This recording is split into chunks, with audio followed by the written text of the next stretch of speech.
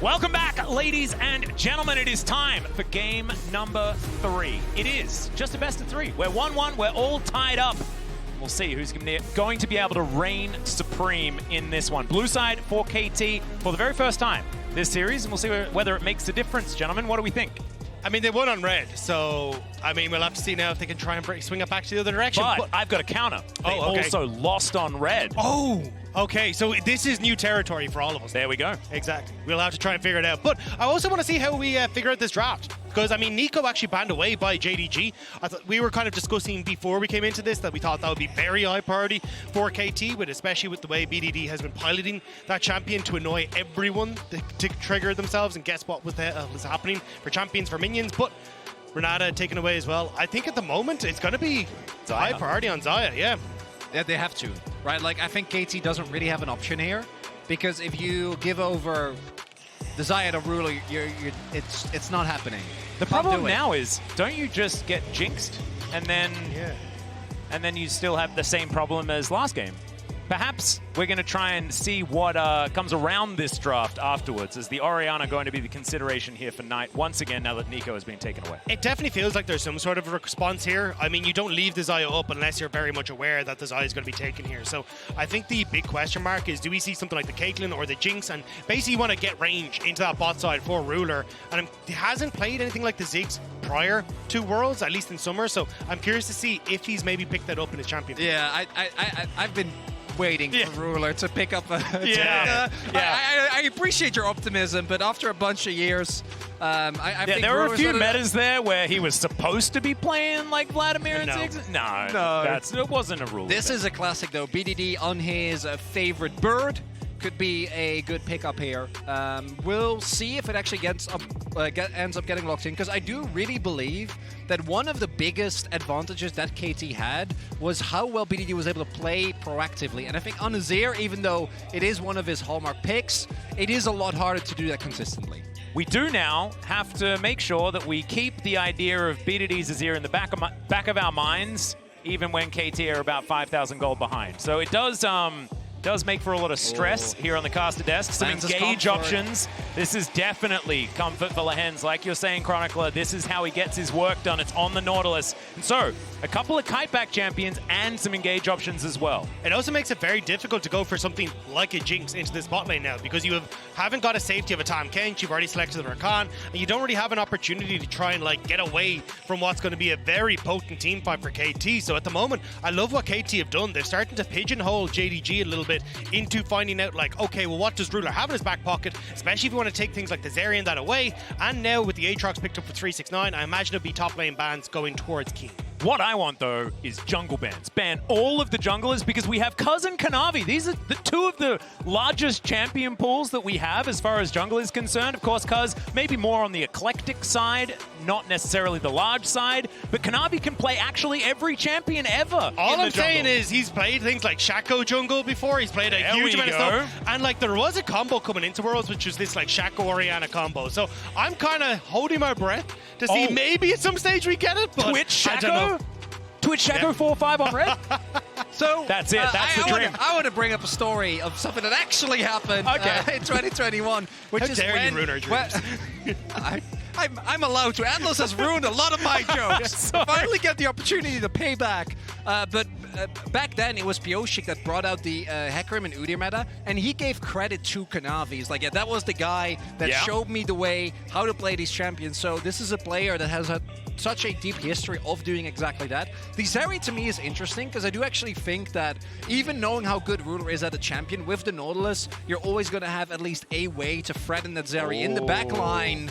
And it is the Sivir instead, so it's going to be a short range here for JDG. And that was going to be the question, was what do you default to? I mean, having the spell shield is going to help with one of the engages coming across from the Nautilus, but now you got to buy, which is also going to cause you some serious pain. So I think it is going to be a bit of a tough fight here for Ruler to stay safe as the game starts to go on. But which, especially, I think if you don't have the, well, actually I was going to say if the Vi is going to come through, and maybe Kanavi needs to go for something like the Wukong on the other side. Well, Rell being considered here as that final pickup, and that'll be locked in here for Cuzz. So not really going very deep into the champion pools, especially if Maokai is going to be the answer here on JDG's side. A little bit more fun if it is the Lee Sin, but we'll stop talking about hovers, and by we, I mean me. Jacks into Aatrox, something that has been very volatile there towards the top side of the map. But let's see, Kanavi probably just flexing, basically saying that I can play almost anything here, but the timer is going to run out. He's going to have to decide. Ooh. And it is going to be the Wukong in the end. There is so much AoE teamfight here from JDG. And that's why I much prefer the Wukong. I think the Vi, you don't really have a target you want to go towards. Azir ultimate, Xayah ultimate makes it very difficult for you to find that fight. But if you're able to get in a Wukong onto this backline, any access at all for a split second, Orianna ults across the backline, then you get the follow-up ult, you get the AoE coming through from the Sivir. It actually makes these fights incredibly potent from JDG's side, and KT will have to make sure they're getting to the objective first, setting up vision, not allowing JDG to circumvent them in, like we saw in that last game. The one advantage that KT have over the last time is that I do think that they have comeback mechanics, unlike in the previous game. Previous game, I think the composition, Viego was a little bit divided about, but the rest, if you are able to win the early skirmishes, I think that composition can function. This time around, we have Lehends on his Nautilus, which is by far his most successful champion, as we have seen domestically. And is it enough lockdown to consistently get to the backline? Because I think JDG's comp, not only can you play forward if you do find a flank, but like with Sivir ultimate as well as Wukong, the amount of engage from KT that you can absorb only to then counter engage is a really, really scary thing. And it's we've seen JDG execute comps like this countless times. Yeah, exceptionally well. And they can just, if you're ever grouped up, clumped up, caught in a choke point, like KT was many times in the last game, it could just be lights out in an instant. The ricochets, the cyclones, shockwave over the top, and then an Aatrox running amok. I mean, there is not a whole lot you can do about that. I think the one angle for KT is that there are a lot of item-reliant carries on JDG. And if you can get an early lead again and not allow Ruler to get to his items, could be an angle. Certainly could, but here we are onto the Rift for the third game of this best-of-5 series.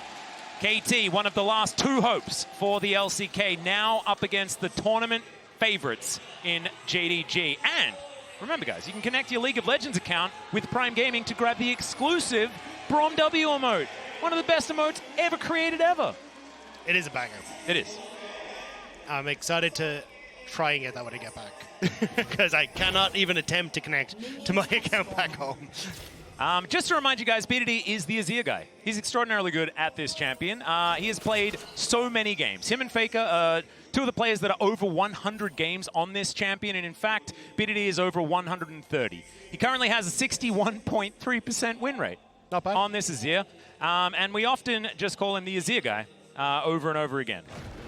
In the LCK, it's often banned, but this time we are going to be able to see it. You saw it in this tournament against D+, and KT, they were losing that game, and then they didn't.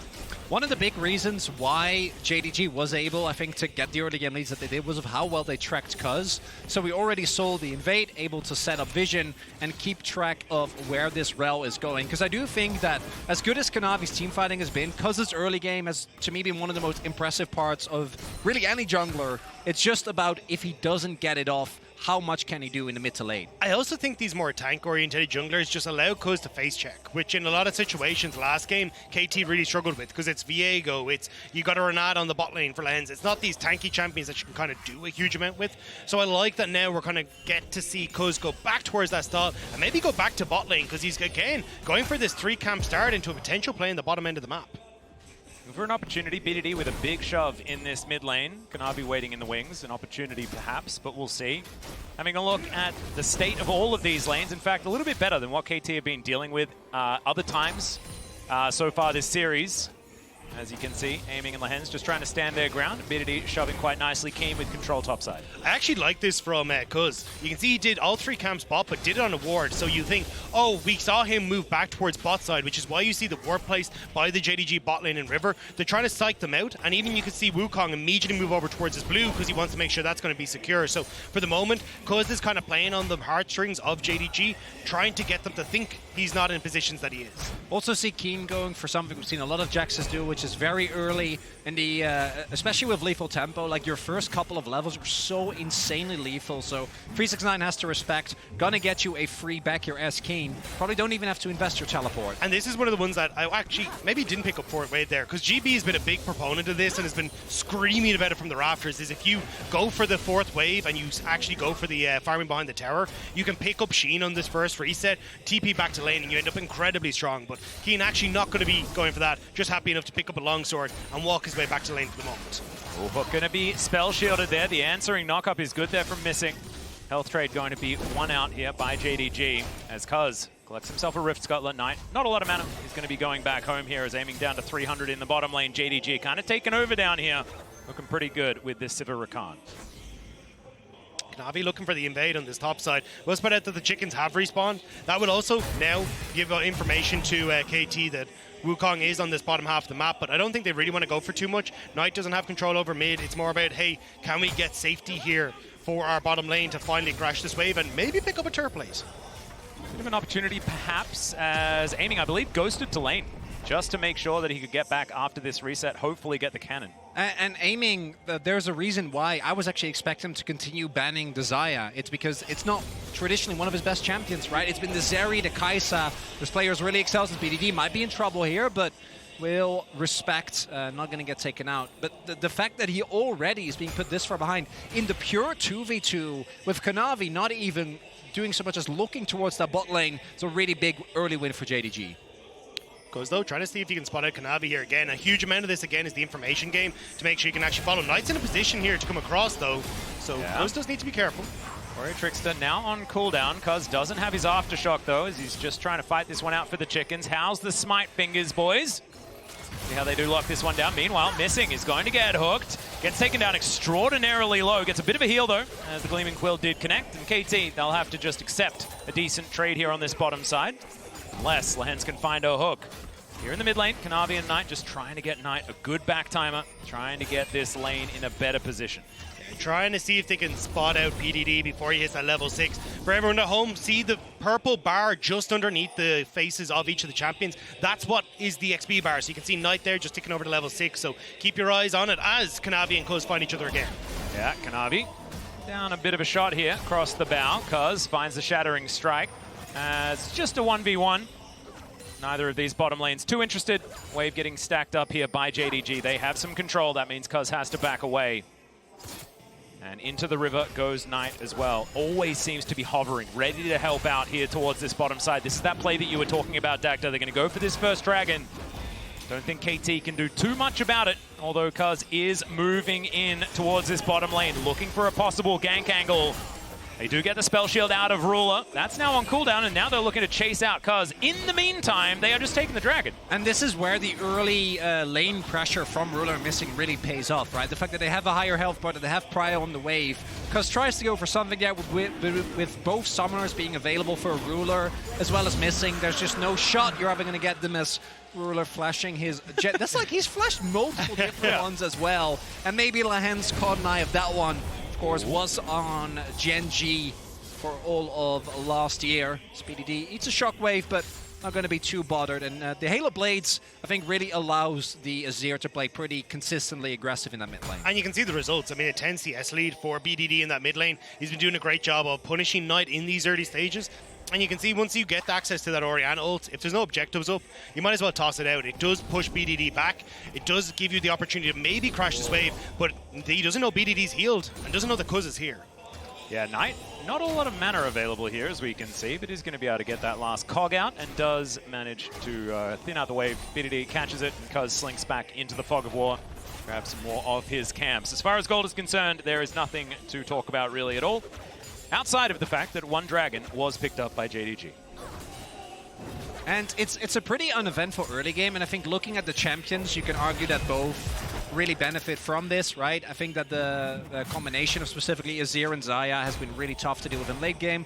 Jax is self-explanatory, and then on the other end, you have Sivir and Orianna, so really will come down, I think, to how the mid game is set up here, because either of these two teams, if you do get control and you start getting ahead, hit those item breakpoints, I think it can be really hard to consistently fight fights on the other end. Lehends has level 6 here, though. You can see Missing just ticking over. Ruler and Aiming both still don't have theirs available, as Ruler just now gets it. I think a lot of this for JDG is we want to try and slow push out this bot wave, so we can either look towards the Rift Herald or at least get some hurt onto Lehends. Orianna having that quicker reset in mid also gives her the tempo advantage there. So JDG just slowly but surely kind of working their way up towards this Rift Herald to secure that one again. Yeah, Lehends actually going to get spotted here by Missing. He does grand entrance over to him. It looks like JDG will just claim this Rift Herald. No contest here from KT, realizing that they were beaten to the punch on this one. Kanavi will collect the iron. That is some money in waiting. Lehends, will he actually invest? No. Decides to hold on to it. Depth charge kept in the back pocket. Missing. Once again rotating over BDD, looking for an opportunity, level 8. The low health bar Missing could set up for a potential play onto the bottom half of the map, though. Missing is trying to hope Knight keep control of midwave to prevent that happening, but with Missing now being taken low and having low mana, Lehend's going to be able to move bot, but with Cuzz staying on this top end of the map, I don't really think you have an opportunity to really go for much. Both supports just doing exactly the same thing, invading enemy jungle, setting up a ward, and then immediately recalling. And yeah, I wouldn't have minded KT actually trying to throw an ultimate out there, especially because Herald's gone and Dragon is in 2.5 minutes as they're going up. Kanavi is hiding in the shadows, though. Yeah, Cuzz looking for that opportunity. Well done, it comes down. There's the Magnus Storm. First blood goes to Keen, though. Empress Divide going to be used for the disengage, and they'll take a plate along with it. Where'd he go? You blink and 369 is gone. Had his flash, wasn't expected to be burst out that heavily. Even Kanavi invested his flash to try and get there, was too late to the party. And I think that they knew that Cuzz was on his way up, but I don't know if they knew about BDD as well. So I think with this play, they were ready to try and fight for the 2v2. But you see, the moment that BDD shows up, the 100-0 is just there. No drain tanking available, and Kanavi just doesn't get to join the play soon enough. Great ultimate from BDD to disengage there as well, and that was exactly what I wanted to see from KT. JDG had already gotten control of Dragon, they gotten the Rift Herald, they kind of slowly but surely were starting to pick up speed, but disrupting that top side now, getting that kill for the Jax, and using the lane pressure that BDD should be able to get is exactly how KT can try and get this tempo back in their favor. Not going to be too much of an issue as far as the global objectives are concerned, though. Of course, JDG will be able to get back out onto the map, contest for this next Dragon. Going to be the Mountain here. Will take either team a very long time to take down. Of course, the huge health pool of that particular Dragon. They should still be able to contest Vision. And the biggest win, I think, there for KT is that they are both getting the teleport from Knight, and Kanavi will not have flash. So that does mean that if they try to contest for this upcoming Drake, which I do think both teams are going to be looking towards, it is something that maybe they get to utilize. Knight, obviously, in mid should still be able to join, but maybe a little bit later, maybe BDD can get an extra back in. I don't think JDG can contest KT here. I mean, even the fact Radiant Virtue now complete on Cuzz, thanks to that assist that he'd had, he's going to be in a great spot. You're going to get a reset coming through first here from BDD. I don't think he'll have his Mythic, but just being in a position to follow up, and also Ruler not being able to capitalize on the fact he had this strong early game to get a Mythic for himself. It just feels like KT are too powerful at the moment, but maybe JDG are feeling the same way, because Missing is very much poking his head in. Missing is not afraid of anything at all. He hasn't been all tournament, just happy to walk over and gather as much information as he would like. Sometimes I wish he would be. Yeah, it is a little bit a bit heart attack worthy, perhaps. As he moves down towards Ruler once again. Lehends still on the chase. Got a bit of a fight here towards his top side as well, as we can see. 369 landing a few of these abilities, but I believe he's already put his World Ender on cooldown. Keen trading ultimates. Oh, Kanavi does have to find Sunderer done. And KT doesn't look like they're starting a Dragon right now. So should be an opportunity here for JDG to contest. With the Mythic Spike also being available, there's also still a Herald that can be put down. So JDG have the option. Do we go for the 4v4, or do we send the Herald and get some plates? I think it's going to be the Herald angle. I thought maybe we get BDD try and fully push mid, reset, TP back in with his Mythic, because I'm pretty sure now he should have enough gold for it. But with Mythic just being plonked down in mid, JDG want to look for the fight. Yeah, reset comes through on the Dragon. Now it's JDG that is set up. Cuzz moving on over, spotted on the ward, Missing, always knows what's going on here as BDD is trying to deal with this giant piece of shellfish, and it looks like it is going to be 2 Drakes going over to JDG in trade for no money picked up from that Rift Herald. So 2 plates, I guess, and it's going to be Earth, Wind, and Fire, boys. This is, we can group tonight, guaranteed.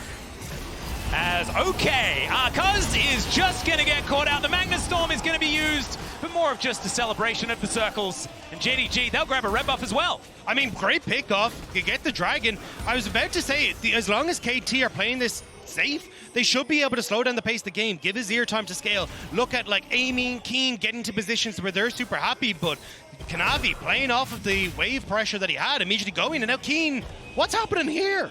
Yeah, I don't know how we got to this point, but it's not exactly great news. 369 really feeling good about how this one's working. Okay. Yeah, Keen doesn't have a lot of options, and now Counter-Strike is on cooldown as well. In comes BDD, though. Keen, can he actually get the kill? There it is for 369. Emperor's Divide is going to pick that one up, but BDD had to invest his splash, and it's a 1-for-1 in the end. That was pixels away from missing from 369. Just barely catches him, the Darkened Blade, and now the TP up to top side just to try and keep that CS in favor of JDG. Yeah, like that. Able to get the blade on mid. BDD will not be able to pick up the wave and then simultaneously guard the top side plates.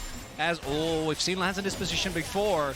Can they actually win the 2v2 though? I'm not so sure. Yeah, Lehends is like, oh, gets cancelled. He's going to get interrupted as well, as now Ruler gets all of that extra movement speed. Boomerang Blade landing as well. Every bit of damage secured by the Sivir. Getting a little bit scary, even with just one item. Of course, the scaling of Sivir is just ridiculous, but not necessarily something that spikes on one.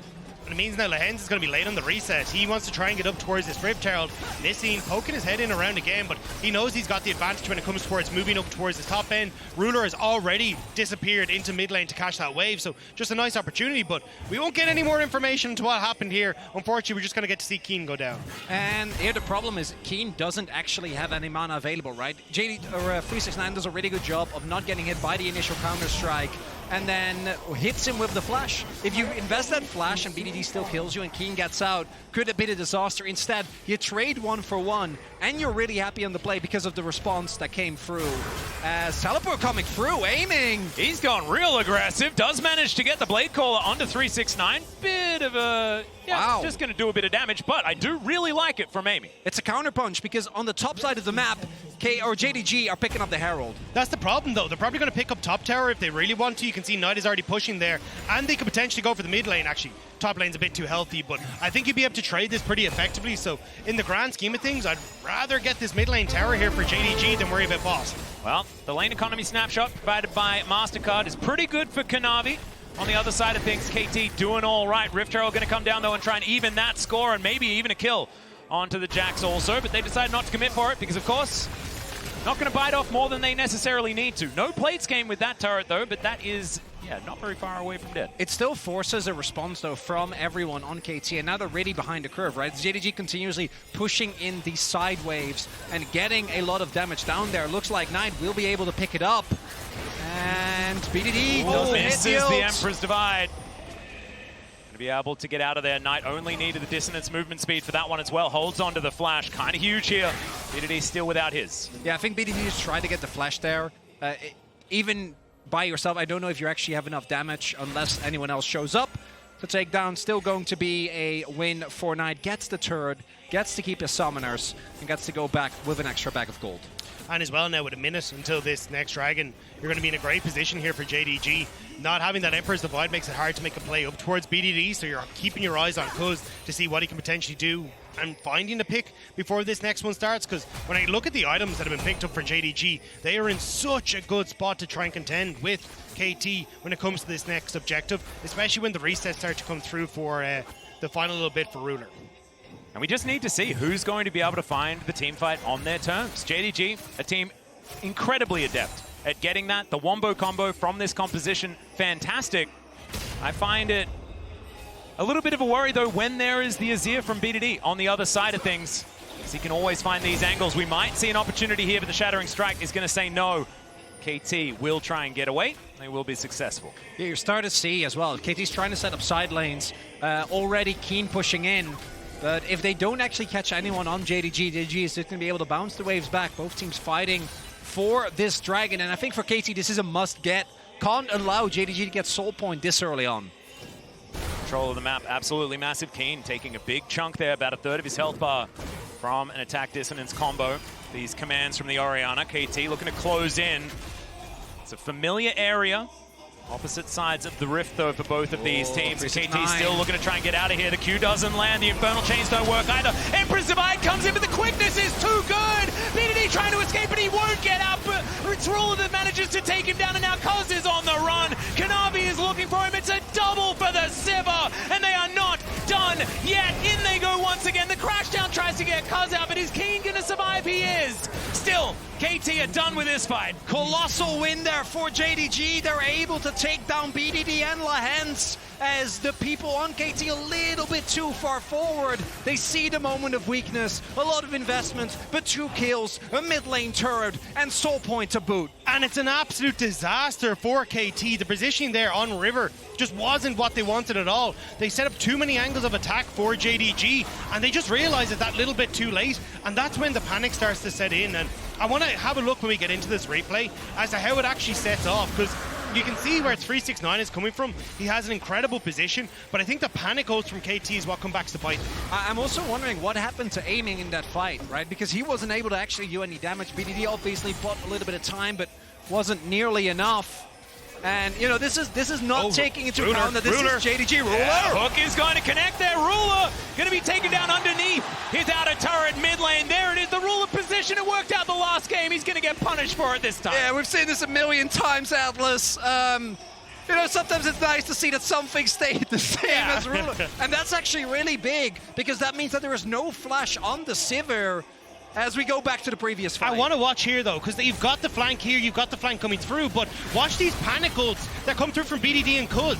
So as the ult comes through from BDD, the magnetic storm keeps Kanavi on BDD. It means he doesn't get the separation. BDD's pushed out, and BDD is going down again. Well, Lehends is going to get taken out in this one. Aiming trying to offer some damage back, but they are some tanky members of JDG. Now Cuzz, 1 versus 3, but does have BDD waiting in the wings. The magnet storm comes through. BDD trying to get the autos across, is now aiming, is going to join the fight. BDD still at full health, swoops in, picks up, missing, but he's going to dash out of there immediately. Rull is trying to pop up, but he can't actually get to this fight because Kanavi's already dead. Keen looking for an opportunity. Infernal Chains, leap strike to the ward, and Keen gets out. And it starts off with a great play from Missing and Kanavi, but then KT is able to turn it around. It will be a 1-for-1 trade, I think, but the kills going over to aiming is a big win for them. I mean, the fact you get those kills, but also massively whiffed Shockwave by Knight, does absolutely nothing in that fight, and it means that Kanavi ends up having to go forward, try to get into position where he can follow through, and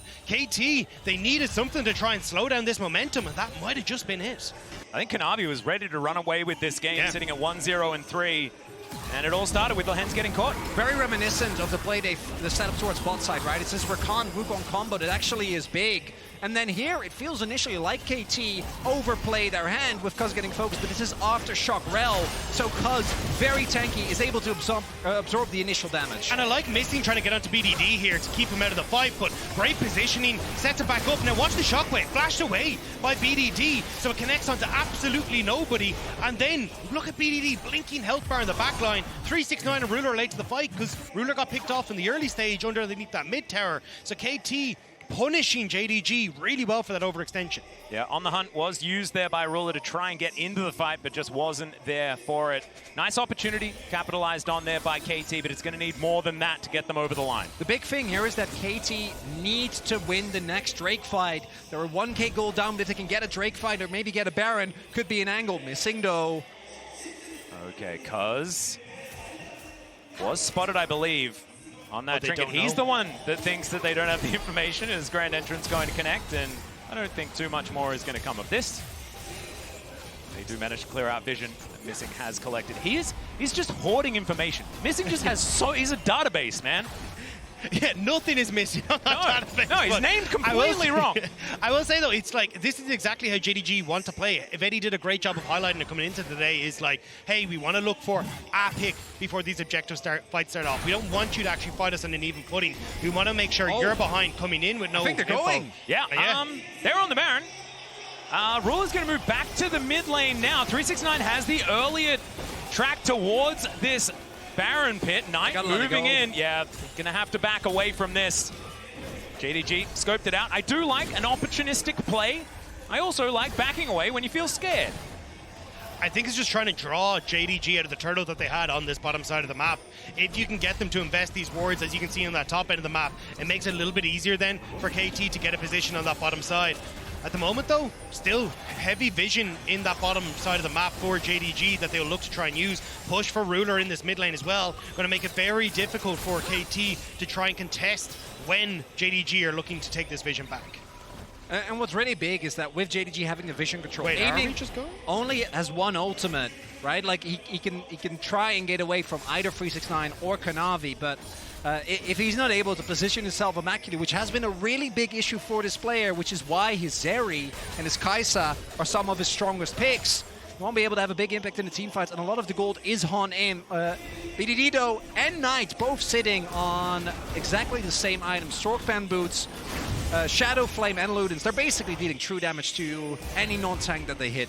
Right now, we're about to go full A-Rap, though. You're going to see both teams trying to commit, and KT, yeah, they're just going to go for the Baron area again, try and put pressure onto JDG, because if you think KT, if they find a moment like that where BDD gets over the wall, punishes JDG for the lack of information, that's where they can come back. Keen, sneaking up through bot side, he hasn't been spotted.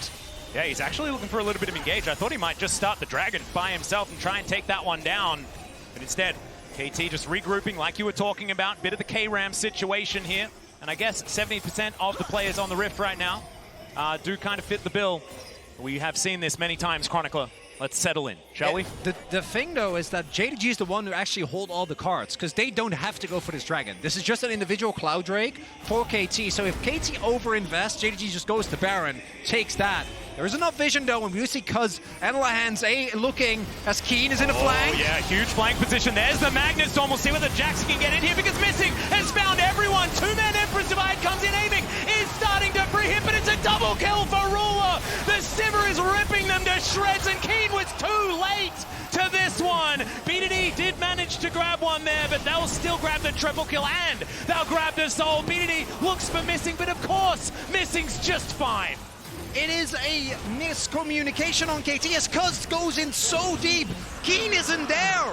So KT is forced to commit to this play, but there is no one's actually put enough threat on Ruler. He just gets to stand there and gun them down. And you're in the blender at that stage. As soon as you try to move through these choke points, Orianna ult, Sivir ricochets bouncing through everyone. You called it here. As you get to go in from Lehends, Missing isn't able to do anything. Ruler gets out of position so you don't catch him. And Missing is causing so many issues on the back line alongside Kanavi that they can't actually get into a position to threaten onto JDG with where they are. They know moving through that choke point is just going to be the demise of you. So they back off, but TP in towards this scrap. Oh, they're going to try and go for an aggressive play towards the Baron here. KT, I think they're feeling mighty threatened, but everyone on JDG is ready. There's no way this is going to be working out. No, certainly not, as Hook is going to get Lehends in, but he doesn't really want to. This ward will get turned off for now, as BDD dealing with all of these ricochets flying in. Gonna be able to clear out the way. KT are investing everything into this, though. Keen TP, BDD TP. They desperately wanted to make sure that they were going to be on the map to contest this, but it does give an opportunity now for 369 to say, hey, we're going to play it slow, maybe play it for Keen, actually. Yeah, it does get slowed down by the dissonance there. Shockwave is going to pick up Keen. Counter-Strike comes in, but it's not going to be enough. In the meantime, another fight is going to break out. It's 3 versus 4, and JDG are doing all right. Kanavi goes golden for now. Knight takes down BDD, and it's on aiming. If KT are going to make this one right, it has to be him, but he's dead already. And there's the shutdown to come through. Cuzz, the last man standing, and JDG, I think they've just gone to match point. They find their one opportunity for the pick, and immediately they turn for the rest. JDG are hungry. They want to keep pushing forward. There is a reason why you don't try and match JDG with teamfight to teamfight comp. It's because of plays like that. They invest 2 people to the top side of the map, get a free kill on Keen, and then somehow win the fight on the other end as well. And it wasn't like they were massively ahead. They are now, and they're going to take down a Nexus as well as JDG. They are 1 step away from the semifinals. An insane performance from JDG there again. Cool, calm, collected. The LPL #1 seed know once they get a chokehold on the game, they're not going to let it go. Just an extraordinary performance, and you could see it from that first one team fight from JDG. The whole game, it felt like KT were fighting so far uphill. The early game, extraordinarily even from that first moment on. When they all got themselves together, JDG were just too strong. And as they move to match point, we are going to head to break. So let's check out some of the behind-the-scenes footage of yesterday's quarterfinal, thanks to the Oppo cam.